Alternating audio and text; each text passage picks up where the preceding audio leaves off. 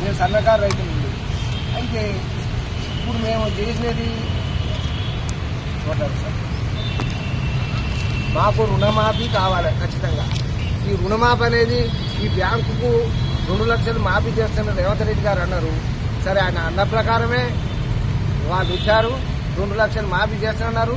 మీ ఆశతోటి అందరం ప్రతి రైతు కానీ కూలీలు కానీ ప్రజలంతా రేవంత్ రెడ్డి గారు గెలవాలని ఆలోచన చేసి గెలిపించిన తర్వాత మీ ఆశతోటి 2 లక్షలు మాఫీ అనే వరకు ఫస్ట్ కేసీఆర్ 1 లక్ష వదిలిపెట్టిపోయింది. ఆ పైసలు అటువంటి డబ్బులు మొత్తం 2 లక్షలకు పైన అయినాయి. కానీ ఆ పైన అయిన ఆలోచన మేము చేసుకుంటాం. కాబట్టి మీరు 2 లక్షల రుణమాఫీ బ్యాంకుకు విచారించండి.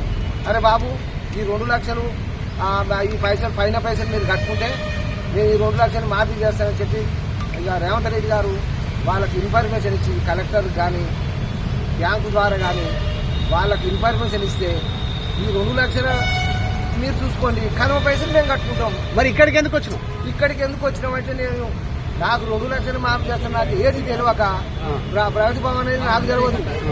ఈ గాంధీ భవన్ అంటే ఎక్కడుందని ఆలోచనతో గాంధీ భవన్ కాడికి వచ్చిన. స్పష్టంగా నాకు 2 లక్షల రుణమాఫీ నేనే కాదు, పేద ప్రజలు చాలా మంది ఉన్నారు. నాకు స్పష్టంగా రుణమాఫీ చేయాలి. నీ పేరు ఏం పేరు? ఏ ఊరు నుంచి? ఏం పేరు? తోట యాదగిరి, శాలిగారు మండలం, తుంగుతుర్తి నియోజకవర్గం, నల్గొండ జిల్లా. నేను ఒక రైతును. నేను బోనసు స్పష్టంగా 55 క్వింటాలు 80 కిలోలు అమ్మిన స్పష్టంగా. అయితే దానికి బోనస్ కూడా ఇంతవరకు రాలే. సరే, సన్నోట్లకు అన్నావు, కొట్టినావు, చేసినావు. సరే, 500 బోనస్ వస్తుంది కదా అని చెప్పంటే ఆ బోనస్ కూడా రాలే. ఇది రుణమాఫీ కాలే, ఇది పింఛనీ లేదు. మా పరిస్థితి అంటే ఆరోగ్యాన్ని ముచ్చట మేము మా దేవుని తయారు చేసుకుంటున్నాం.